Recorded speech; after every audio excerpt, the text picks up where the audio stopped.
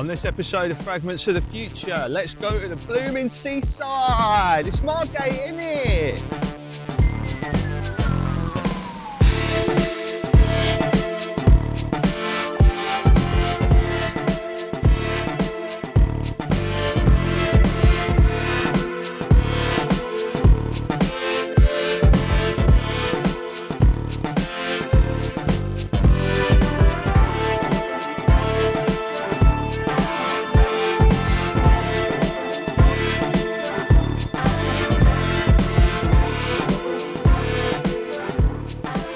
Swift's book Last Orders, the characters come on a journey to Margate.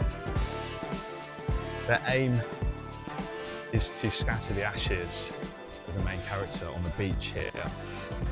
His dream was to own a bungalow in Margate in life, and he didn't achieve that. So in death, they decided to give him what he couldn't have. Margate is the quintessential working class dream. In the Only Fools and Horses 1989 Christmas special, the Jolly Boys outing, Margate is the inevitable destination for the Jolly Boys. They go to Dreamland, they miss their last chance to get back to London, and they have to try and stay in a B&B. Karl Marx came on holiday here. He used to summer here. And during the end of the 19th century and the first half of the 20th century, this was the place that Southeast Londoners dreamed of. They would work in the hop fields on a working holiday, but then they would come here and they would enjoy the amusements, the Lido, and obviously the pub as well. Nowadays, where do they go? Benidorm, Mallorca, Corfu, Cancun, Thailand. But before then, it was Margate. I wrote an article about Margate when Dreamland reopened for the countless time a few years ago. I asked Graham Swift what he thought about Margate and about Dreamland. He told me he was fascinated by the seaside, by the sea, by the fact that it's the end of land, the way a pier goes into the sea.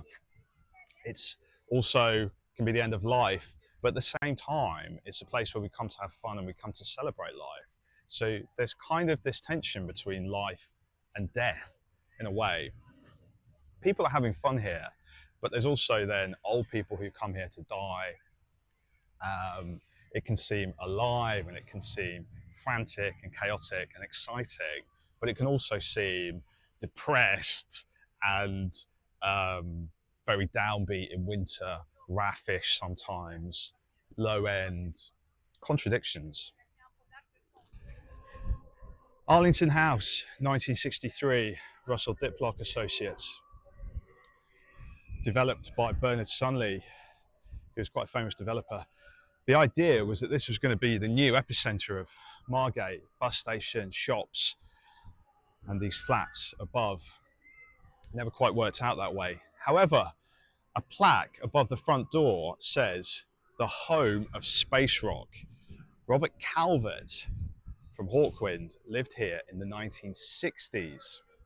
And it said that the Arlington House tower block was the inspiration for his music. Arlington House car park now popular with skaters. I always said skaters know their architecture. Birmingham Central Library, South Bank Centre in London, they will find cool places and colonise them, and frankly, why shouldn't they? Dreamland first emerged in the 1870s. George Sanger, this famous circus impresario, was one of the leading lights in the development of it. One of the first theme parks and fun fairs in the world. Now, theme parks and fun fairs have gone on to become this huge money-making global business. But this was one of the first. John Illes then involved, one of the first roller coasters in the world, the Scenic Railway from 1920, which now sadly is out of action. But a lot of the start of the amusement park boom, the theme park boom, can be traced right here to Margate. Now, a lot of other people have made a lot of money out of theme parks and made them very successful. Dreamland, it's fair to say, has had its troubles. Like a roller coaster, it's had its ups and downs over the years. When I came to write about it a few years ago, it was being reopened again and reimagined again. This time, as with the rest of Margate, gentrified. When Hemingway was involved, there was more street food, pastel colours, things that appeal to middle class families, less candy floss, people shooting things, hook a duck, end of the pier postcards, that kind of thing. So Dreamland, in a way, represents the changes that have happened in Margate as well. Dreamland Cinema opened in 1935. Greta Garbo's The Painted Veil played on its opening night. Since then, people like the Rolling Stones have played here, and I can see the Flaming Lips and the Beta Band are scheduled as well. Tracy Emin used to come dancing here. I wonder what Mr. Sanger would have thought of the way Dreamland has turned out. It's kind of this weird mix of gentrified food, but also some kind of salt of the earth games and arcades and rides, of course. A lot of people here on a summer weekend.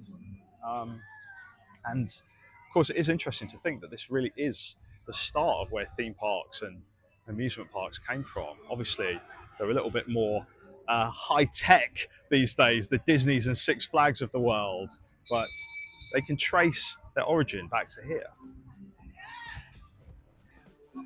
Margate's hipster now, bright colours, street food, small plates. Londoners have moved here. It's transformed. But people still have to live here. Well, I hope you've enjoyed this episode of Fragments of the Future as we've looked at Margate, Land of Dreams.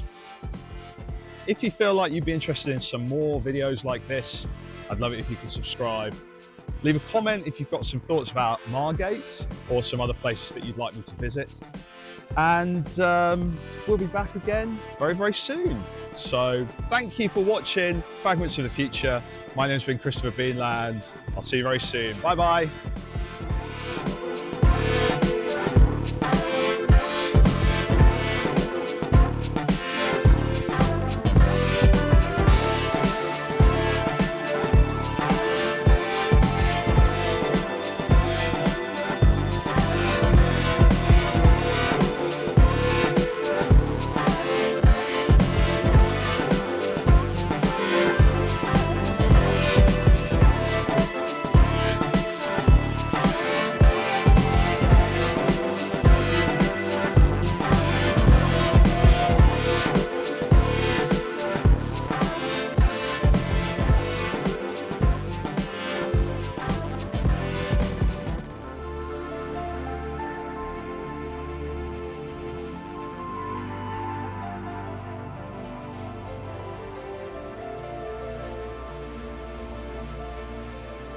Guys, I finally found a property I can afford. I'm going to relocate to Margate.